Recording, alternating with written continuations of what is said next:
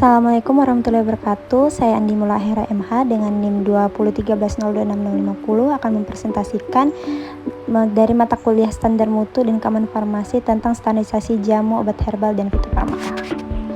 Bisa dilihat di sini ada obat tradisional yang biasa kita kenal juga sebagai obat herbal yang sudah tidak asing bagi masyarakat Indonesia, di mana yang terdiri atas bahan tumbuhan, bahan hewan, bahan mineral, sediaan sarian atau galenik atau campuran dari bahan tersebut yang secara turun-temurun telah digunakan untuk pengobatan dan dapat diterapkan sesuai dengan norma yang berlaku di masyarakat dari segi keterbuktian dan standarisasi khasiat, keamanan, dan mutu. Maka obat tradisional ini dibagi atas 3, yaitu jamu, obat herbal terstandar atau OHT, serta fitofarmaka.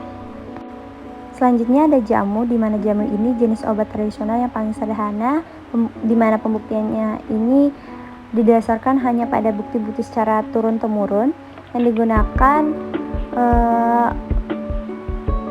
digunakan tanpa harus distandarisasi, namun perlu memenuhi persyaratan mutu yang ditetapkan pada farmakope atau peraturan kepala badan.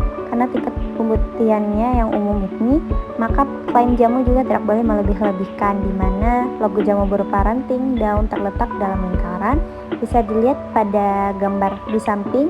Ini merupakan contoh logo jamu. Beberapa contoh obat tradisional jamu antara lain ada ambeven yang membantu meringankan wasir atau ambeien, ada kurkuma FCT membantu memelihara kesehatan fungsi hati, dan stopre membantu meringankan diare.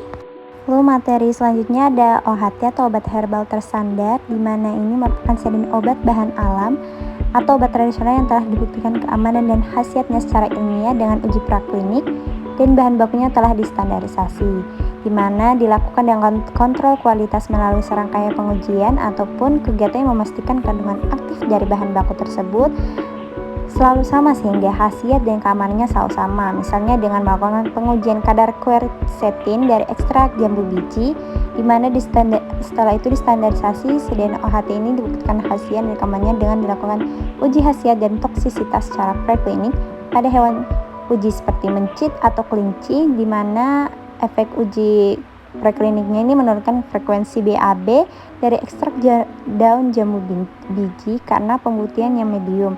Maka klaim yang dapat diajukan berada pada level medium. Bisa dilihat pada gambar di samping, itu merupakan logo OHT yang berupa jari-jari daun sebanyak 3 pasang terletak dalam lingkaran. Ini adalah contoh obat terstandar, obat herbal terstandar atau OHT. Di sini ada lelap membantu meringankan gangguan tidur dan tolak angin membantu meringankan gejala masuk angin.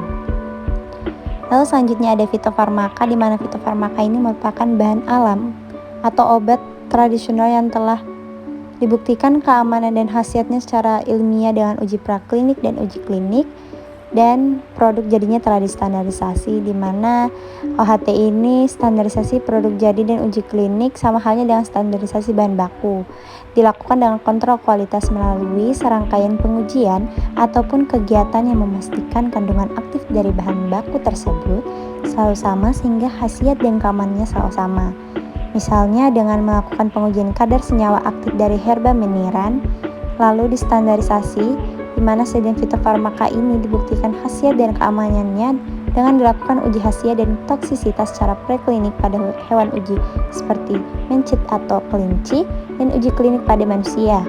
Misalnya uji preklinik efek peningkatan respon imun dari ekstrak meniran pada mencit serta toksisitasnya.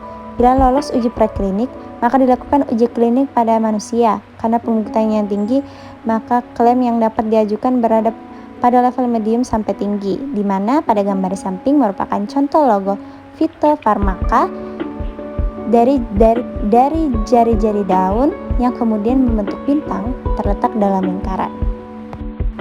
Ini adalah beberapa sediaan fitofarmaka di Indonesia yang hanya berjumlah 33 produk. Contoh sediaan fitofarmaka antara lain ada Stimunoforte membantu merangsang dan mengaktifkan sistem kekebalan tubuh, dan Diabetadex menurunkan kadar gula darah.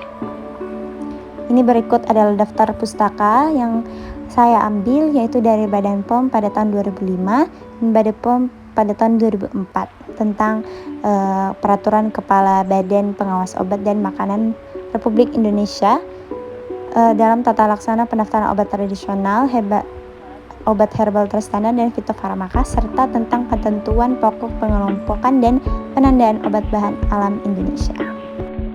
Sekian, wassalamualaikum warahmatullahi wabarakatuh.